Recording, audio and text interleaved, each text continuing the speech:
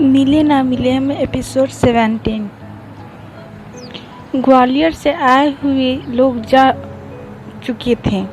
कुछ देर तक सब लोग के बीच सन्नाटा रहा और फिर धीरे धीरे सबके बीच बातें शुरू हो गई। सभी अर्जुन से कुछ ना कुछ कहना चाहते थे। सबसे पहले बात की शुरुआत आशा ने ही की। अर्जुन, तू अभी तक तो कुछ बोलता नहीं था, फिर तो सबको मना करने लगा, लेकिन आज तो हद हो गई। अरे उनके सामने यह सब कहने की क्या जरूरत थी? अगर कहीं उन्होंने बात फैला दी तो सारे समाज में पता नहीं लोग क्या क्या बातें करते। हम इंदौर आकर उस घटना को भूल जाना चाहते हैं। यहाँ कोई भी नहीं जानता कि तेरी पिछली जिंदगी में क्या हुआ या जो भी हुआ है तो वह अब उस बात का हमारे लिए कोई महत्व नहीं रह गया। अरे आज तेरे साथ हम सब हैं, तेरा परिवार है, लेकिन कल क्या पूरी जिंदगी ऐसे ही अकेले ही काट लेगा? देखना चाहती हूँ, और अगर ऐसा है तो मैं इसमें गलत ही क्या है? मैं माँ अपने बच्चे का घर बसता हुआ देखना चाहती है। तूने तो एक बार लड़की को देखा तक नहीं। अरे किसी को प्यार भरी नज़र से एक बार देख तो शायद कोई तुझे अच्छा लग जाए, पर नहीं, तू तो बिना देखे ही सबसे मुंह फेर लेता है। तभी महेश बाबू ने आशा को चुप रहने का इशारा किया और इस बात को यहीं ख़त्म करने के लिए बोला। इसके बाद उन्होंने साफ कह दिया था कि कम से कम जब तक अर्जुन ना चाहे तब तक इस बारे में कोई भी किसी भी तरह की बात नहीं करेगा। अब शांत होकर मुंह बंद करके बैठ गए थे कि कोई किसी से कुछ भी नहीं बोल रहा था। माहौल कुछ ज़्यादा ही गमगीन हो चुका था। कुछ देर चुपचाप बैठने के बाद रवि को याद आया कि आज तो अग्रवाल अंकल के बेटे की शादी है और वो कितने अच्छे से इनविटेशन देकर गए थे। स्पेशली मिठाई का डिब्बा लेकर आए थे घर पर और सभी सदस्यों का नाम लेकर सबको इनवाइट किया था। जब रवि ने पापा को याद दिलाया तो महेश बाबू भी चौंकते हुए बोले, अरे हाँ, इन सब बातों के बीच तो मैं भूल ही गया था कि आज रात को अग्रवाल जी के बेटे की शादी में जाना है। काट देने के साथ ही उनका फ़ोन भी तो 2 बार आ चुका है। उन्हें पता है कि आजकल अर्जुन भी यही है, तो अर्जुन को भी बहुत याद कर रहे थे। महेश बाबू ने बहू की तरफ देखते हुए कहा, सुभी रवि की पत्नी थी। सुबह शाम को सभी को शादी में चलना है तो कोई अच्छी सी गिफ्ट का इंतजाम कर लेना। बस अब तुझे ही देखना है बेटा। चाहो तो अभी रवि के साथ जाकर मार्केट से ले आओ। जी पापा, सुभी ने सिर हिलाते हुए कहा और निमी की तरफ देखते हुए उसे भी याद दिलाया, बेटा कार्ड तो तेरे यहाँ भी आया होगा, बचपन से उनकी लाडली रही है तू। सुभी ने कहा, हाँ पापा, कार्ड आया है और मैं आज शाम को घर जाकर अपने इन-लॉज के साथ वहाँ आती हूँ, फिर वहीं मिलेंगे।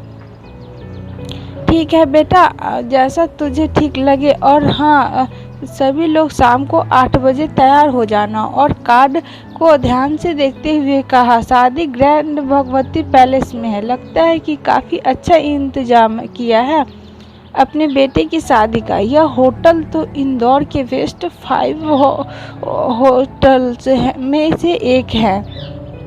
वह कार्ड देख ही रहे थे कि अर्जुन ने बीच में बोलते हुए कहा, पापा मैं शादी में नहीं जा पाऊंगा। अगर आप सब जा रहे हैं तो किसी का घर पर रहना भी जरूरी है, मैं रुक जाता हूँ। तभी महेश अर्जुन के पास आए और उनके कंधे पर हाथ रखते हुए कहा, अर्जुन बेटा, कैसी बातें कर रहे हो तुम? अरे कभी कभार तो ऐसा मौका आता है कि हम सब कहीं जा रहे हैं और फिर अग्रवाल जी को पता है कि तुम यहीं हो और नहीं आओगे तो उन्हें अच्छा नहीं लगेगा। फिर तुम उनके बेटे से भी तो अनजान नहीं हो। ज़्यादा समय ना सही, स्कूल के शुरुआती दिनों में तो तुम दोनों साथ ही पढ़े हो, तो इतना तो जानते ही हो कि कम से कम उनकी शादी में जाकर उससे मुबारकबाद दे सको। पर पापा वहाँ इतना कहते ही अर्जुन रुक गया। पर महेश ने उसे दिलासा देते हुए कहा, अर्जुन, मैं समझता हूँ तुम क्या कहना चाहते हो। वहाँ जाकर कोई भी तुमसे किसी भी तरह का दबाव नहीं डालेगा। तुम्हारा इशारा अपनी माँ की तरफ है ना। मैं समझा दूंगा कि शादी से संबंधित कोई भी बात तुमसे ना करे, ठीक है? अब चलो। तब अर्जुन की मुस्कुराहट उसके होठों पर फैल गई थी और वह जाने के लिए तैयार हो गया। रात के 7 बज चुके थे। महेश बाबू तैयार होकर हॉल में आए और टाई बांधते हुए सबको आवाज़ लगाई। उनका हमेशा ही स्वभाव रहा है कि टाइम से पहले ही रेडी हो जाते हैं। टाइम के बड़े पंक्चुअल रहे हैं शुरू से ही। जहां घर के सदस्यों ने कभी तैयार होना स्टार्ट किया था, वहीं वो पूरी तरह से रेडी होकर हॉल में आकर बैठ गए थे। सुबी ने भी बिट्टू को तैयार करके पापा से उसे देखने के लिए कह दिया और वो भी जाकर तैयार होने लगी। तब उन्हें तो हमेशा यही लगता था कि वह कहीं पार्टी में नहीं, किसी ऑफिस में पहुंच रहे हैं जहां उनका टाइम पर प्रेजेंट होना जरूरी है। और उनकी इस बात पर घर के सभी सदस्य बहुत हंसते थे और कभी कभी खिंच भी जाते थे, क्योंकि उस दिन कहीं जाना हो तो वह दोपहर से ही सबको इंस्ट्रक्शन देने लगते। थोड़ी ही देर में आशा भी अपने बालों में गजरा लगाती हुई हॉल में आ गई थी। महेश बाबू ने इधर उधर देखा कि कोई नहीं है तो धीरे से उसके पास आकर कहने लगे, अर्जुन की माँ और कितना तैयार होगी? कहीं ऐसा ना हो कि पार्टी में किसी का दिल तुम पर आ जाए, तो जरा मेरे बारे में भी सोच लो। आशा भी शर्माते हुए बोली, अजी आप भी ना, इस उम्र में भी घर में बहू मैं आ गई है, दामाद आ गए हैं और एक आप है कि मैं उनकी बात में चल ही रही थी कि सुबी और रवि भी तैयार होकर हॉल में आ गए और दोनों मुस्कुराने लगे। तभी आशा शर्मा जाती है और छेड़ते हुए जल्दी से अर्जुन को आवाज़ लगाती है, अर्जुन बेटा जल्दी आओ, हम सब तैयार हैं, बस तुम्हारा ही इंतज़ार कर रहे हैं। सभी लोग अर्जुन के आने का इंतज़ार कर रहे थे, साथ साथ बिट्टू की नरखट हरकतों का आनंद ले रहे थे। वह दौड़कर कभी यहाँ जाता तो कभी वहाँ, कभी दादी की साड़ी खींचता तो कभी माँ की चोटी पकड़ता। तभी रवि ने साड़ियों की तरफ देखते हुए कहा, यह लो अर्जुन भी आ गया। सीढ़ियों की तरफ देखते हुए कहा, यह लो अर्जुन भी आ गया। पापा हम सभी ऑन द टाइम रेडी हैं, जैसे आपने बोला था ठीक 8 बजे घर से निकल ही जाएंगे। हाँ बेटा 8 बजे निकल जाएंगे, लेकिन पहुंचने में पूरा 1 घंटा लग जाएगा। तुम्हें तो पता ही है इंदौर में कितना ट्रैफिक होता है, और फिर अभी तो शादियों का सीज़न चल रहा है, तो सड़कों पर गाड़ियों तो कीड़े मकोड़ों की तरह दिख रही है।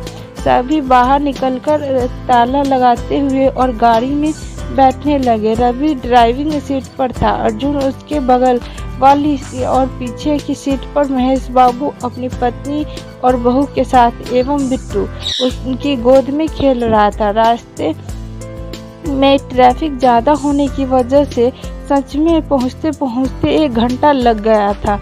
रात के 9 बज चुके थे। पार्टी पूरी सभा पर थी। भगवती पैलेस इंदौर के 5 टॉप होटल्स में से एक है। यहाँ का शानदार डेकोरेशन, खाना और स्टैंडर्ड काफ़ी शानदार है। यह इंदौर के महंगे होटल में से एक है। जगमगाती लाइटें, होटल के बाहर कारों की लंबी लाइन, एक दूसरे की ओर लगाते हुए लोग और सुंदर सजी सवरी लड़कियां। आजकल शादियां जैसे सिर्फ शादियां ही नहीं रही, एक फैशन परेड बन चुकी है, जहां सभी में यह होड़ लगी रहती है कि कौन सबसे बेहतर दिखने वाला है और वह किसी पार्टी में जाकर अपने आप को कितना प्रूव कर सकता है, किसका स्टैंडर्ड लेवल कितना है हाई है। इस चकाचौंध भरी दुनिया में सभी इसी तरह से लोगों को देखकर उनके सभ्य होने का अंदाजा लगाते हैं।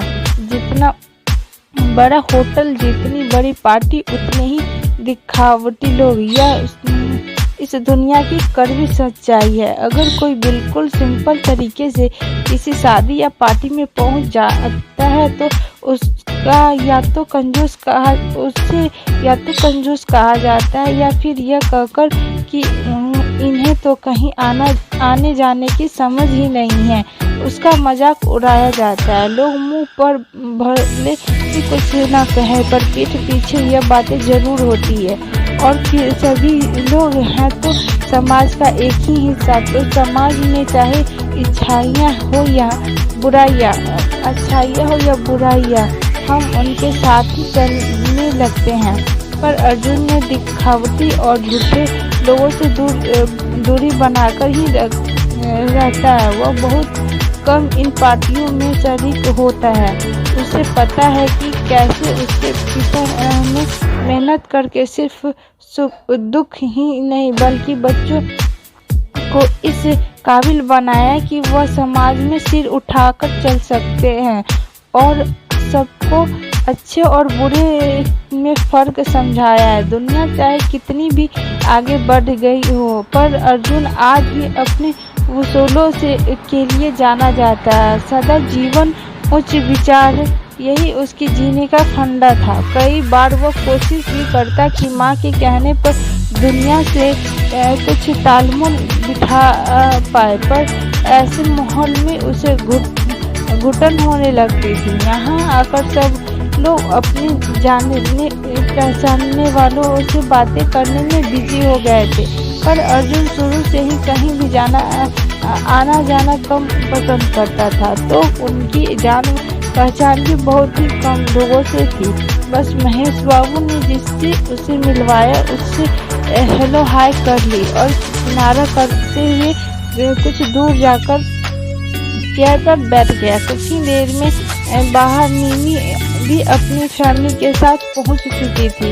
उसके साथ ससुर, उसका पिता और ननद रीमी नीमी की बुआ सास की बेटी थी, जो कल ही मुंबई से यहाँ छुट्टियाँ बिताने आई थी। रीमी की उम्र यही कोई 22 से 23 साल के आसपास थी और इसी साल उसने इंजीनियरिंग कंप्लीट किया था। रीमी बचपन से ही मुंबई में रही है तो उसके नेचर में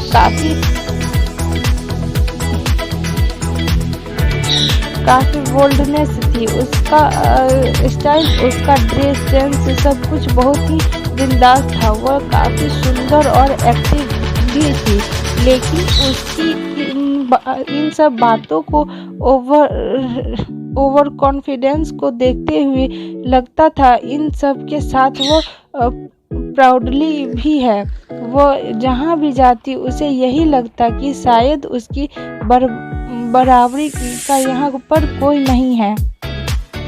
जब नीमी ने देखा कि अर्जुन भाई हमेशा की तरह सबसे अलग अलग कुछ दूर पर बैठे हुए हैं, तो वो अर्जुन के पास चली गई और अर्जुन से बातें करने लगी। रीमी को जब कुछ देर नीमी नहीं दिखी तो उसने वहाँ नज़र दौड़ाई। जब रीमी ने देखा कि नीमी भाभी यहाँ नहीं तो वह आसपास उन्हें ढूंढने लगी, क्योंकि इंदौर आकर नीमी के अलावा तो वह किसी को जानती नहीं थी। हम उम्र होने के कारण वह दोनों में अच्छी परिचित थी। 2 मिनट बाद दूर खड़ी हुई नीमी उसे दिख गई तो किसी से बात कर रही थी। रीमी अपनी ड्रेस ठीक करते हुए स्टाइल से चलकर नीमी के पास पहुंच गई। नीमी को पीछे से आवाज़ लगाते हुए कहा, भाभी आप मुझे अकेला छोड़कर यहाँ आ गई? मैं तो यहाँ किसी को भी नहीं जानती हूँ। जब नीमी ने देखा कि कि रिमी अचानक उसके पीछे खड़ी है तो हंसते हुए अर्जुन से उसका परिचय करवाया। रिमी, यह मेरे बड़े भाई अर्जुन है और भाई यह रिमी, मेरी मुंबई वाली बुआ की बेटी रिमी, जो कल ही मुंबई से इंदौर आई है। यह हमारी शादी पर नहीं आ पाई थी, पर जब मैं मुंबई घूमने गई थी ना, तो मैं इससे प्रॉमिस लिया था कि यह जल्द से जल्द इंदौर आएगी। तब कहीं 2 साल बाद जाकर यह यहाँ आ पाई है। देर से ही सही, पर इसने अपना प्रॉमिस पूरा कर दिया। रिमी सम्मोहित सी अर्जुन को बस देखी जा रही थी। कौन सा स्यापा होने वाला है अर्जुन और रिमी के बीच, इसके लिए अगले भाग का इंतजार कीजिए।